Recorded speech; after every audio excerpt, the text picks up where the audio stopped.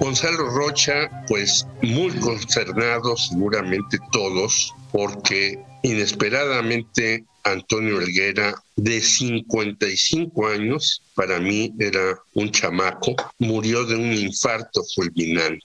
Le han hecho varios homenajes, el Fisgón, Luis Hernández Navarro y muchos caricaturistas. Y dentro de este bagaje de artículos que tenemos, algunos dicen que fue muy cercano a ti, que casi entraron juntos a la jornada y ahí se han desarrollado. Luego tú entraste primero a Proceso, luego él llegó junto con Hernández.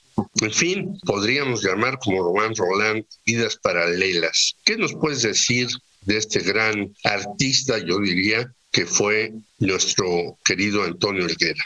No, pues mira, con Toño, ahora sí que lo puedo nombrar varias maneras en que nos referíamos a él, porque mi relación con él fue desde niño. Yo fui al Colegio Madrid, él tenía una relación muy cercana con ese colegio porque él era nieto de la directora de la escuela y nos conocemos pues prácticamente desde los 8 o 7 años. Es una relación que pasa como por todas las tonalidades porque pasamos de ser compañeros de salón, primeramente, a pues, ser muy amigos, a descubrirnos, además dibujantes los dos, porque siempre dibujamos. Y eso pues nos unió todavía más. Desde muy chavos estábamos con los cuadernitos que teníamos de la escuela, pero llenándolos de dibujos y llenándolos de globitos y haciendo cosas, haciendo nuestras travesuras desde aquel entonces. En aquel entonces todo el mundo se refería a él como Tony.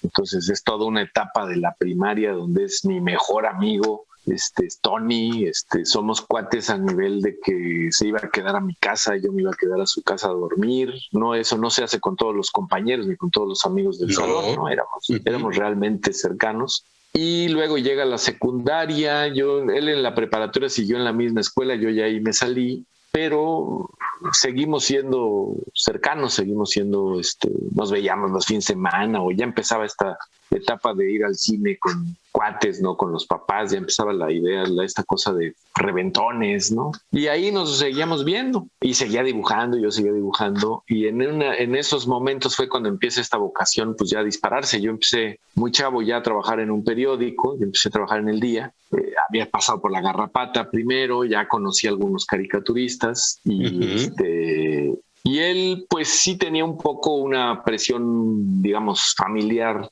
No fuerte, no. Su papá era una persona muy amable también, muy, muy querido. Pero sí, como con esta cosa de que estudies una carrera seria, o sea, como que hacer para que te mantengas caricatura, en lugar de ser un vago caricaturista. Tony, fomentado por su mismo papá, era un lector de cómics avidísimo, ¿no? Él leía Asterix, yo por él descubrí así a Tintín, por ejemplo, Lucky Luke. Él tenía todas las colecciones de esos cómics. Yo tenía otras, ¿no? Mi papá, por ejemplo, era un gran lector del Spirit de Will Eisner, entonces así como pasándonos estampitas, nos la pasándonos historietas, cómics, los super sabios, yo se los pasaba a él. Y ahí cuando estamos en esa etapa de la prepa, pues él está así como con esa presión de que ya sabía, como venía de una escuela privada, pues tenía que haber hecho el examen para admisión para la UNAM. Lo había pasado y ya estaba él a punto de entrar a Derecho, y yo así en ese momento casi le dejé de hablar. ¿Cómo puedes dejar si tú eres dibujante? Toda la vida hemos dibujado. Me acuerdo que fantaseábamos desde el Proceso, ¿no? Íbamos en sexto cuando pues en nuestras casas empezaron a comprar Proceso después del golpe de Excelsior. Y decíamos, no, pues él en aquel entonces hacía unas historietitas que se llaman Los Fideos y los Espaguetos. Le daba más como por la historieta en ese momento. Me dije, bueno, tú vas a estar en la plana de Fontana Rosa y yo voy a hacer el cartón como naranjo, ¿no? Así estuvimos. Fantaseábamos a esa edad. Y bueno, luego ya ves, por un buen tiempo se nos hizo también trabajar en Proceso a los dos, o sea que se nos cumplió. Sí. Ahí fue Tony, luego pues sí, por fortuna lo convencí de que se dedicara a la caricatura. Creo que le hice un bien pues primeramente a él, porque creo que fue muy feliz en este oficio. Sí. Y un berrinche a su papá. y un mal a los políticos. No, su papá creo que después lo vio como una persona como lo fue, ¿no? Exitosa, Claro. Entonces creo que reconoció que había sido una buena decisión. Y bueno, y finalmente las carreras, pues tú las puedes seguir estudiando toda la vida, ¿no? Yo he Claro. estudiado ahorita la carrera de historia y Sí, lo sé. no me estorba, pues tú puedes seguir Poco mundo haciendo. sabe que eres maestro en historia. Sí, tal vez Y todavía no lo he desarrollado tanto de escribir libros sobre eso, pero la carrera ya está estudiada. Y pues luego, así como no solo éramos compañeros, sino que éramos amigos en la escuela que nos formó, pues en el periodismo nos pasó igual. Yo le doy los tips para que entre al día, para que se foguee, lo mismo que hice yo, y luego se abre la posibilidad de que entre a la jornada y entonces pues pasamos a ser colegas caricaturistas y además de colegas, pues compañeros de trabajo, ¿no? Todo lo que llevábamos hasta antier, hasta tan poquito, pues crecimos juntos en la jornada, ¿no? La cuestión sindical de la cual participamos, la formación pues política, la formación periodística, los libros del periodismo, los grandes maestros del periodismo. Él estudió gráfica, entonces finalmente la cuestión de periodismo, pues esa la estudiamos en la vida, la estudiamos trabajando, la estudiamos con las historias, con los libros, con los maestros, con los chismes que también te enseñan, ¿no? Y vamos, nunca, a pesar de que en cierto momento hay a nosotros como moneros de la jornada, pues nos conjuga la jornada, ¿no? Es decir, ahí está Manu, ahí está el Fisgón, ahí estoy yo, ahí está como dice Hernández, él llegó como Ringo Starr, llegó después de que ya estaba muy formado el grupo. Sí, es cierto, es el más reciente formalmente, ¿no? Sí, así como Ron Wood en los Rolling Stones. Y de repente algunos vieron cierta ruptura entre tú y Magoo por un lado y los Chamucos por el otro. Sin embargo, a ti te invitaron a los programas de los Chamucos. Hubo diferencias en este asunto de la 4T porque en una entrevista que le hacen a el propio Toño Helguera, él dice, sí, yo me opongo a todos los gobiernos, pero yo a este gobierno, si bien, y lo dice así, le critico sus cagadas, sus pendejadas, sus idioteces, de todas maneras era un gobierno que yo estaba impulsando y esperaba. Sí, no lo voy a criticar a lo pendejo. No lo voy a criticar. Son las palabras que él usa. Sino las tonterías que pueden ser muchas o pueden ser pocas, pero hay en todos los gobiernos. Sin embargo, a Magoo y a ti te ven como menos adherentes a López Obrador. ¿No hubo ruptura entre tú y él por esa circunstancia? No, fíjate que esto probablemente tiene su origen atrás. Como te digo, pues el gran equipo finalmente somos la jornada, los caricaturas, los moneros de la jornada. Y después, en una historia tan larga, pues obviamente te haces de proyectos diversos, ¿no? Y ellos desde hace mucho dispusieron primeramente con esa revista que se llamó El Chahuiztle, que después tuvieron problemas ahí por los derechos de autor del nombre de la revista y finalmente después la pasaron a hacer El Chamuco. Nosotros hicimos en aquel entonces otro proyecto que se llamó El Papá del Aguizote, que nos duró como 2 años. Y bueno, y toda la serie de suplementos en estos tiempos gloriosos de la prensa escrita en donde había suplementos y donde había maneras, ¿no?, de hacer. Entonces había como proyectos además de hacer nuestro cartón, que es lo que siempre hemos hecho todos y es a lo que más nos seguimos debiendo todos, ¿no? Y ahí sí, desde el 94 que surgieron con su revista y nosotros con la otra, hubo una diferencia de cómo apreciar las cosas. Yo considero que todos seguimos siendo de izquierda, pero hay quienes deciden pues que debe de criticarse, qué tanto debes de criticar o no criticar. Esto viene desde si criticabas o no criticabas la Revolución Cubana, pues cómo tratar el tema del zapatismo, si lo tomas irreverentemente, si lo tomas... Y ahí hubo diferencias, pues dentro de esas diferencias pues cada quien tenía una manera de desarrollarlas como quisiera, ¿no? Sí hubo cierta diferencia, pero no sustancial, digamos, de que pases a ser como del Reforma. O sea, no vas a pasar a convertirte en Calderón, que piensa muy distinto, que él sí tiene un pensamiento más, como dirías, de derecha, ¿no? Entonces, pues sí, en cierto momento hubo esa diferencia, pero no, vamos, yo nunca dejamos de ser amigos, nunca hubo un pleito así que nos separara fuerte. La comunicación era buena con estas diferencias, ¿no? Y en la 4T, pues es notorio y es visto. Hay el grupo del Chamuco, con el cual a veces yo colaboro a veces en su revista. He hecho crítica a la 4T dentro de su revista y me han publicado, entonces no tengo queja de... Pues quiero decir, ellos han decidido estar más cercanos y López Obrador también los ha acercado todavía más a él. Y pues de plano esta relación en donde se han ido a sacar la foto con él y muy adheridos, ¿no? Yo voté por la 4T y creo que fue una buena decisión. Y en muchas cosas como el rescate de Pemex o como bueno, el hecho de que no se haga este gasto en boatos.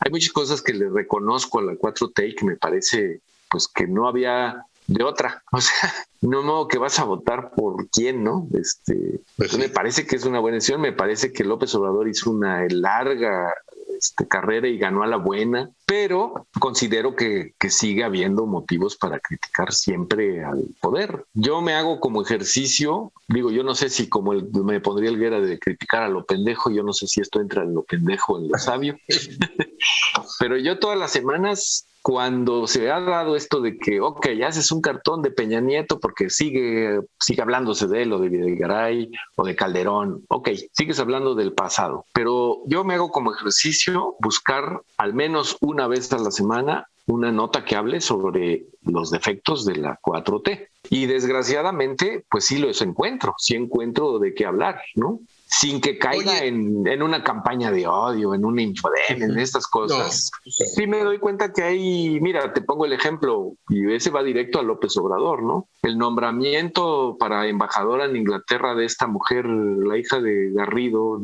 o sea, una señora que se ha vuelto nada más famosa por haber hecho que un avión se retardara 38 minutos, no hizo nada cuando estuvo en la Semarnat, y la premian mandándola al lugar de la puntualidad, además a Inglaterra, ¿no? Y la premia, ese es un nombramiento de López Obrador, es decir, ese no es de que es un subalterno que se pasó de lanza. No, y yo estoy enojadísimo con otro nombramiento de Isabel Arvide. Bueno. Que ha sido una canalla toda su vida y la mandan de cónsul a Turquía. Desgraciadamente, si hay cosas que criticar, pues uno las critica. Y aparte, claro. Sí, está las secuelas de García Luna y etcétera. Sí, además, el neoliberalismo, etcétera. Pero regresemos con Toño Helguera. Así es. ¿Cómo ves que le han dado el Premio Nacional de Periodismo en dos ocasiones? Primero el que era más oficial y después el que se supone que es más libre porque hay universidades y demás, aunque pues yo tengo mis reservas porque yo he mandado varios trabajos y bueno, ni los han visto, según me dijo alguien que fue presidente del Premio Nacional de Periodismo en esa época, que fue mi amigo René Avilés Favila, con el cual yo tuve diferencias, pero después dice, pues ni leyeron tu trabajo, una entrevista larga a Huberto Batis. Pero en fin, ¿cómo ves que le hayan dado esos premios nacionales de periodismo a Toño Helguera?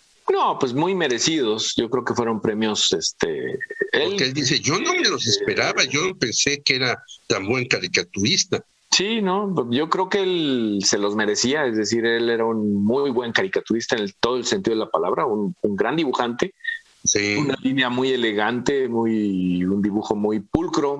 Hace poco en el Twitter que escribió Rafael Rodríguez Castañeda, describió esa palabra muy, muy exacta. Un dibujo pulcro, un humor duro, un humor a veces muy sarcástico. Sobre todo hay que verlo dibujando a los curas pederastas, como los hace. Y hay un cartón de Toledo con un falo descomunal. Sí.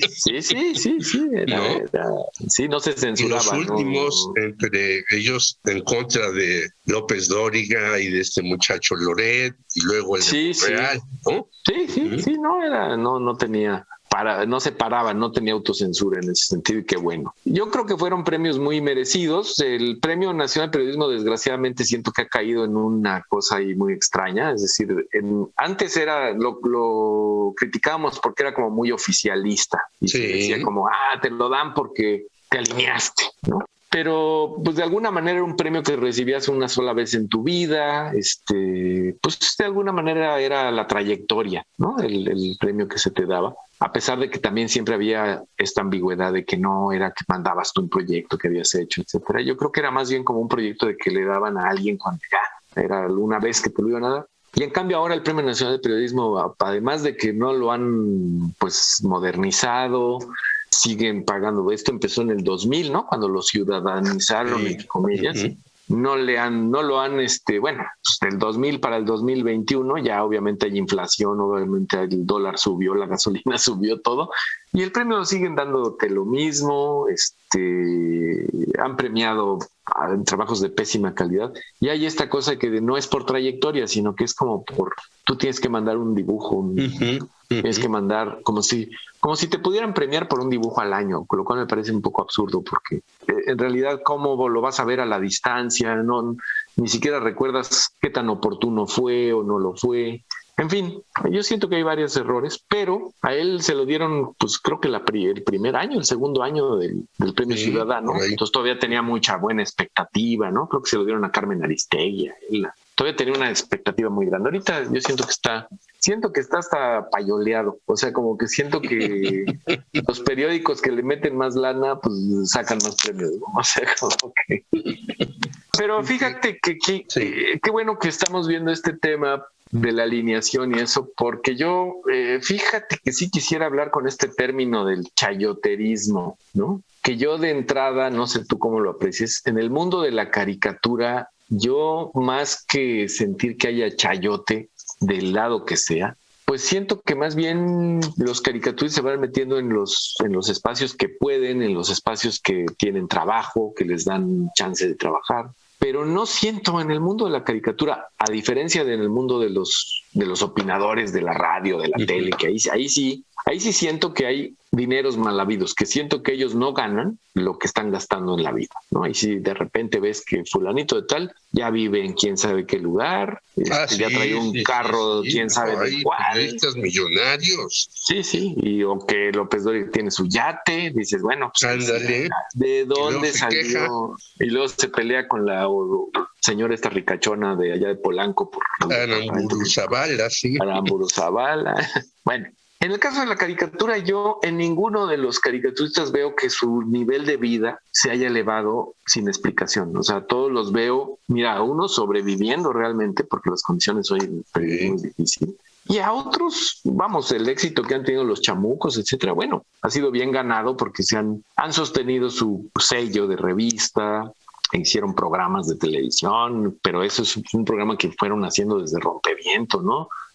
Cuando no les pagaban, después pues cobraban poco en TV UNAM y han tenido más éxito en la tele pública. Sí, seguramente les pagan mejor, pero no es algo ni gratuito ni algo extrambótico. O sea, no los voy a ver en un Mercedes mañana, ¿no? En un Ferrari. Quisiéramos conversar más contigo sobre estas cosas que son muy importantes entre caricatura, periodismo, chayote.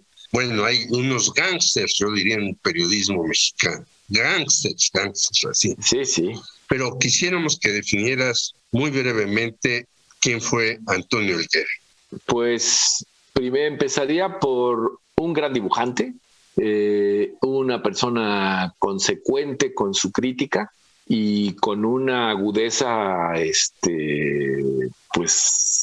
como innata, ¿no? Una agudeza que la traía desde muy chico, que yo lo conocí, tenía ese sentido del humor, esas risotadas fuertes, esas ganas, esa cosa burlona, se burlaba hasta de su abuelita, que era la directora de la escuela, entonces no tenía límites en ese sentido y por fortuna pues fueron muy bien conducidos en este oficio. Pues muchas gracias, Gonzalo Rocha, el gran amigo de Antonio Helguera. Creo que tenemos una conversación pendiente larga sobre el periodismo, la caricatura y todas estas cosas que acabas de decir, que yo coincido contigo y que debería de conocer el público, porque pues a veces abre un periódico, que ya son menos los periódicos, aunque en México es raro. En varias partes del mundo han desaparecido periódicos, en México aparecen a cada rato. ¿De dónde viven? Averiguo. Lo Vargas, como decía un programa de radio de hace muchos años, pero seguramente